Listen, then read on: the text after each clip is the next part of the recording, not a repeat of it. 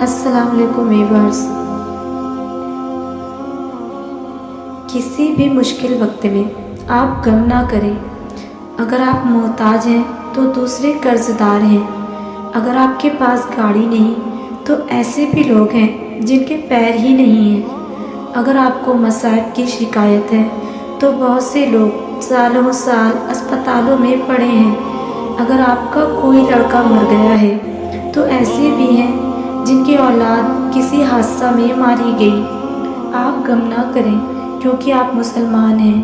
اللہ اور رسول پر آپ کا ایمان ہے۔